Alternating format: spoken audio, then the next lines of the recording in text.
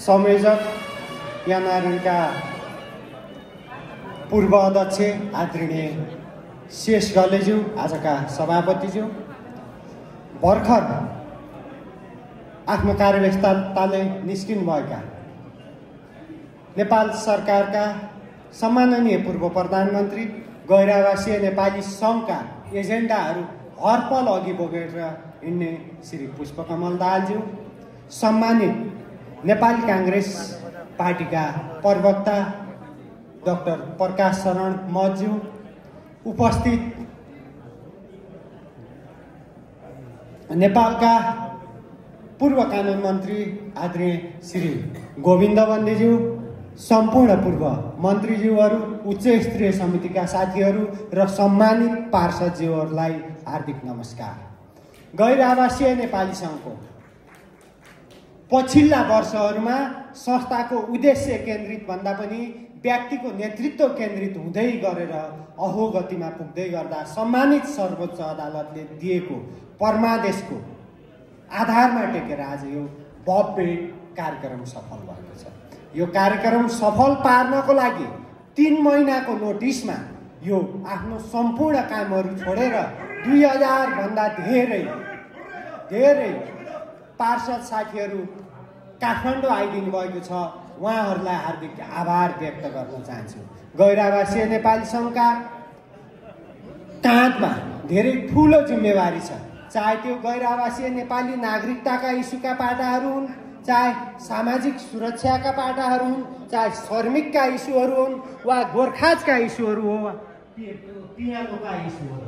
यी सँगसँगै सबै सम्मानित राजनीतिक दलका प्रमुख नेताजीहरूले भन्नुहुन्छ तपाईँको काँधमा समृद्ध नेपाल निर्माण गर्ने जिम्मेवारी छ भनेर सधैँ बोकाइँदै गएको पनि गर्व पनि महसुस हुन्छ र जिम्मेवारी पनि महसुस भएको छ। यी सबै समस्या र चुनौतीको बावजुद आज हामीहरूले मेरा प्रिय मित्र म श्रेष्ठज्यूको अध्यक्षतामा सर्वसम्मति कार्य समिति चयन गर्नको लागि सहयोग पुर्याउने सम्पूर्ण पार्षदज्यूहरू र यसमा आज मैले मध्यपूर्वका झन्डै 80% भन्दा धेरै पार्षद साथीहरूलाई हार्दिक आभार व्यक्त गर्न चाहन्छु र म यसै मञ्चबाट सधैँ मध्यपूर्व गैर आवासीय नेपाली सङ्घमा हेरिएको कडाई जस्तो छ भन्ने त्यो यथार्थतामा अहिले तपाईँ सानो मैले हात जोडेर माफ माग्न चाहन्छु। संस्था बल्छे भने नेतृत्व फेरि लिउँला भनेर मैले कहिले गइसकेको फैसला गरेको। कृपया यो संस्था देशले भरोसा गरेको संस्था, तपाईँ हामी कोही भेडीगोठमा बितेर पर्दा उद्धार गर्ने दूतावास भन्दा पहिला पुग्नुपर्ने एनआरएन संस्था, सौदीका कैयौँ बगरमा अल्पत्र परेका दाजुभाइ दिदीबहिनीहरू उद्धार गर्ने संस्था, अफ्रिकाका कोठीहरूमा बेचिएका चेलीहरू उद्धार गर्ने संस्था, यो सँगसँगै पोर्चुगलमा दिनौँ लगाएर हिँडेर जाने साथीहरूका उद्धार गर्ने संस्थालाई हामीहरूले मार्न सकेन। नेतृत्व मैले पक्कै पनि पाउँथेँ होला, तर विभिन्न कारणहरू थिए। यो नेतृत्व भन्दा पनि संस्था जिउँदो राख्नु मेरो काँधमा जिम्मेवारी थियो। मैले देखेको छु कि 50 डिग्रीका घाममा काम गर्ने श्रमिकहरूलाई कुनै समस्या पर्दा कहिलेकाहीँ मिसन पुग्न सक्दैन, तर गैर आवासीय नेपालीको प्रतिनिधि पुग्न सक्छ। यी विडम्बना र यी समस्या र समस्याका समाधानहरूलाई मैले आफ्नो साथ गर्दै म नेतृत्व होइन, साथीले नेतृत्व गर्दै गर्दा पनि मलाई त्योभन्दा ठुलो जिम्मेवारी मेरो काँधमा म जिउँदो रन्जरी रहनेछ। मैले सधैँ भन्ने गर्छु, मेरो छोरीको पढेको मेरो छोरीले हिजो भन्नुभयो, सन्दर्भ जोड्छु, ब्याचलर क्लियर गरेर बाबालाई भोट दिन आएको छोरीले हिजो रोएर भने बाबा तपाईँ श्रमिकको लागि मिडल इस्टको लागि सधैँ यसरी हुनुभयो, मोर देन 15 इयर्स, न मेरो ग्रेजुएसन सेरेमनी आउनुभयो, न मेरो तपाईँको आमा बिचा आउनुभयो, तर तपाईँ सधैँ रेसिजममा पर्नुभयो भनेर यो कहाँ गल्ती गरेँ कि भनेर मन थाम्न पनि सकिनँ। तर पनि साथीहरू यो गैर आवासीय नेपाली सँगै विघटन भएर तिलाञ्जली दिनुपर्ने परिस्थितिमा मैले सङ्घलाई पक्कै पनि न्याय गरे जस्तो लाग्छ र मेरो नेतृत्व मेरा साथीहरूले पक्कै पनि अहिले त्यो भूमिका उठ्दै गर्दा आगामी दिनहरूमा र मैले अन्तमा यी गैर आवासीय नेपाली सङ्घले बोकेका जिम्मेवारीहरूलाई सही दिशामा लान सम्पूर्ण सम्मानित राजनीतिक दलका प्रमुखहरू र नेपाल सरकारको ढोका घचाउन कहिले पनि पछि पर्ने छैन। आज अलिकति फल्लो पनि लाग्यो। सम्माननीय प्रधानमन्त्रीज्यूले गैर आवासीय नेपालीसँग फुट्नु हुँदैन, फुटियो छोड्यो भन्नुहुन्थ्यो। मलाई माफ गर्नु होला, म अलि भावना नभएँ, तर उहाँ पनि आइदिनु भयो हुन्थ्यो। यहाँ सबै उपस्थित उहाँकै जनता हो र प्रधानमन्त्रीज्यू पनि हाम्रो प्रधानमन्त्री हो। के उहाँ कार्यव्यस्ततामा हुनुहुन्थ्यो होला, तर गैर आवासीय नेपाली र खास गरेर मध्यपूर्वमा श्रम बेचेर देशको 30% भन्दा धेरै जिडिपी पठाउने श्रमिक दाजुभाइ दिदीबहिनीहरूलाई माया चाहिँ नमार्दिनु होला। म हात जोडेर अनुरोध गर्न चाहन्छु। यति भन्दै गर्दा मैले एउटा प्रसङ्ग जोड्न चाहे। यो एकताको मार्गदर्शन शेष घलेले गराउन सक्दैन भन्नुहुन्थ्यो। मैले एउटा कुरा भनेको थिएँ, इक्जाममा नबसिकन विद्यार्थी फेल हुन्छ भनेर भन्ने मास्टर कोही पनि छैन आजसम्म। र आज मैले गर्वका साथ भन्न चाहन्छु, हामी सबैले यो इक्जाम शेष घलेको अध्यक्षतामा 99% ल्याएका छौँ। अनि दुःख पनि लाग्छ, मैले डाक्टर बद्री केसी, डाक्टर हेमराज शर्मासँग यति नजिकबाट सहकार्य गरेँ। उहाँलाई केले रोक्यो पनि? मैले सबै छोडेर आउँदै गर्दा आउनुहोस् भनेको थिएँ। युरोपमा हुँदा अप्रेलको लास्ट विक भेटौँ भन्थेँ, तर हामी भेट्न त भेट्यौँ, सर्वोच्चको ढोकामा 14 दिन बितायौँ। म अमिलो भएको छ। साथीहरूलाई भनेको थिएँ आउनुहोस्, के विवाद छन् राउन्ड टेबलमा बसेर सबैलाई सुझाएर कि हामीलाई बनाउनुहोस्, हामीले समस्या आउँछौँ कि हामीले तपाईँलाई बनाउँछौँ भन्दा गोल टेबलमा बस्न सकिएन। यो एउटा दुर्भाग्य हो। तर मलाई पुरा आशा छ यो नोबेल कज हो र यो पवित्र अभियानमा उहाँहरूले दिएका योगदानलाई तिलाञ्जली दिनु हुँदैन र सम्मानपूर्वक रूपमा उहाँहरूले सम्झेर आउनुहुन्छ। कहिलेकाहीँ छोरो पनि घर बिगाएर बाहिर जान्छ, यी कुराहरूलाई अन्यथा नलिनु होला। र साथीहरूलाई मैले विनम्र अनुरोध गर्छु, कसैको बारेमा नराम्रो टिका टिप्पणी नगरिदिनु होला। तपाईँ हाम्रो काँधमा पारिवारिक भन्दा पनि सामाजिक र सामाजिक भन्दा पनि यो राष्ट्रले जिम्मेवारी बोकाएर विदेश पठाएको छ।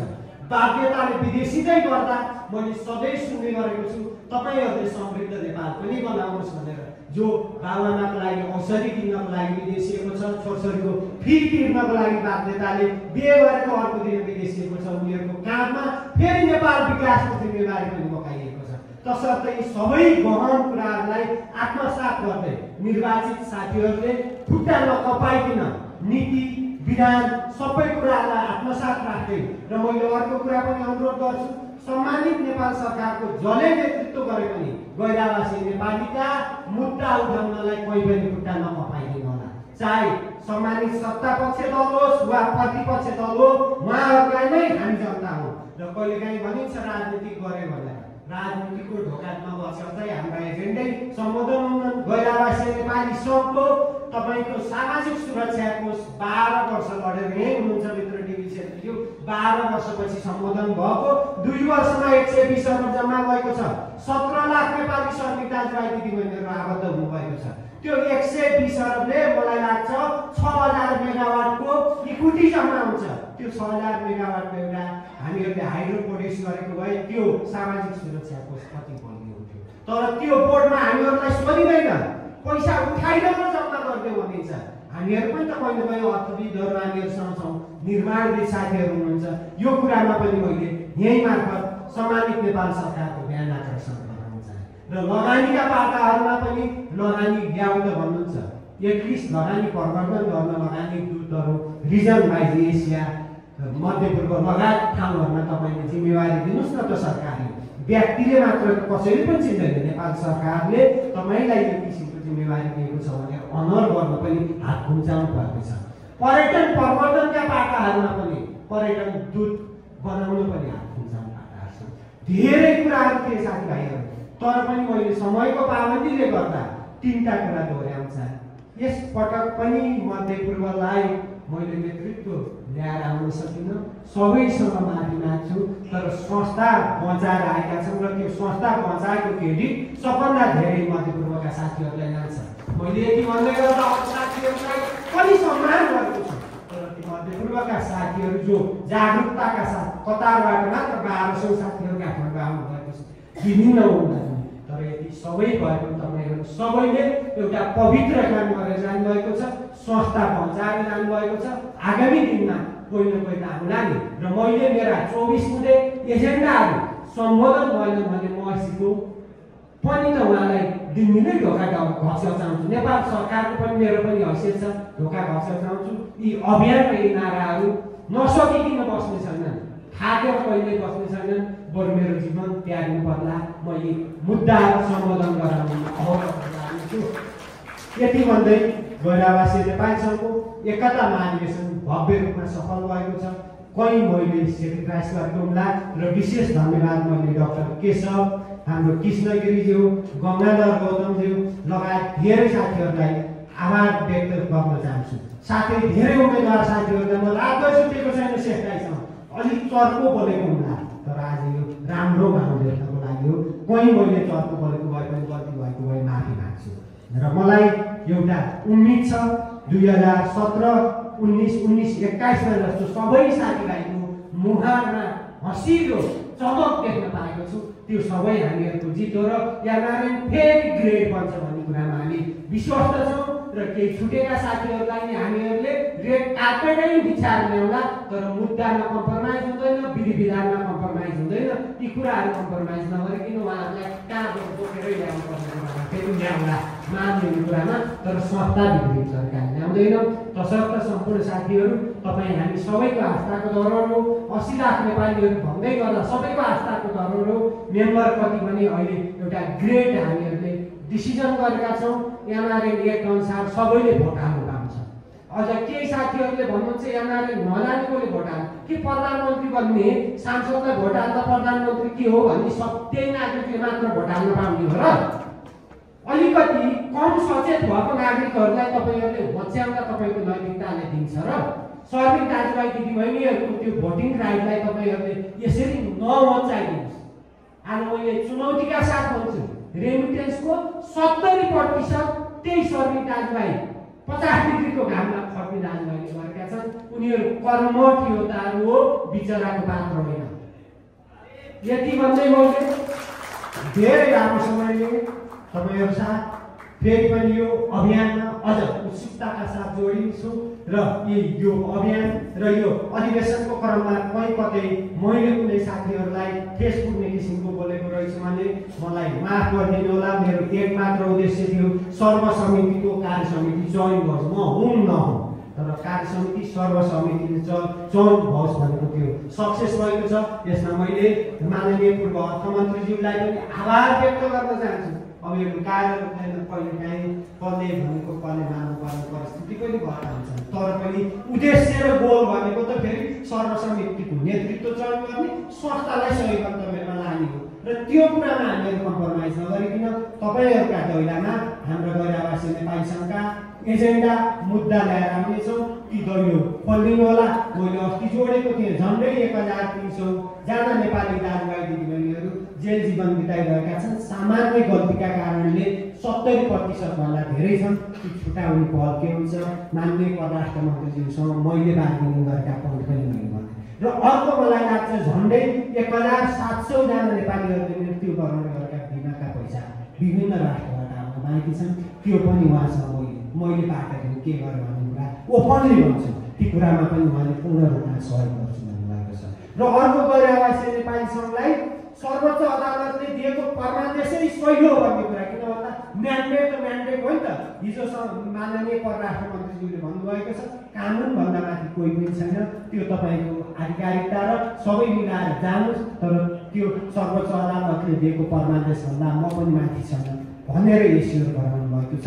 यी धेरै फ्याक्टर छन् र यी कुराहरू सबैका हितका लागि हो। यसलाई सबैले सम्मानजनक रूपमा ग्रहण गर्दै यो अधिवेशन भव्य रूपमा सफल भएको छ।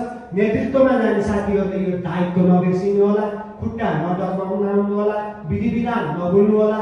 यो सँगसँगै सबैलाई समेटेर जाने कुरामा कति निर्वाचित हुनुभयो र तपाईँभन्दा सिनियर साथीहरूले सेक्रिफाइस गर्नुभएको छ, उहाँको सम्मान गर्न कहिले पनि नभुलिदिनु होला भन्दै मैले मेरा केही शब्दहरू अलि लामो समयले यही टुङ्ग्याउन चाहन्छु।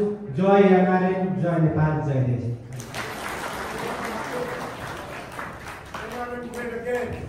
भारतीय समाजलाई हामी धेरै धेरै धन्यवाद ज्ञापन गर्न चाहन्छौँ। उहाँले आफ्नो भावुक मन्तव्य अगाडि राखेर जानुभयो।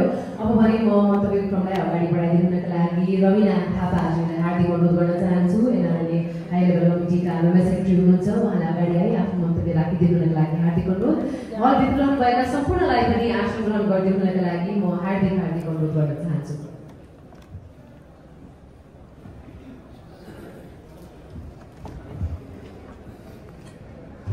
धन्यवाद सञ्चालिका बहिनी। आजका यस कार्यक्रमका प्रमुख अतिथि गइसक्नुभएको छ र पनि प्रमुख अतिथिज्यू र हाई लेभल कमिटीका अध्यक्ष पूर्व अध्यक्ष आदरणीय डाक्टर शेष काली दाई र आदरणीय जमुना भाउजू र आजका प्रमुख आयुक्त गोपाल कृष्ण घिमिरेज्यू र एनआरएनएका पूर्व अध्यक्षज्यूहरू, पूर्व मन्त्रीज्यूहरू र विभिन्न पार्टीका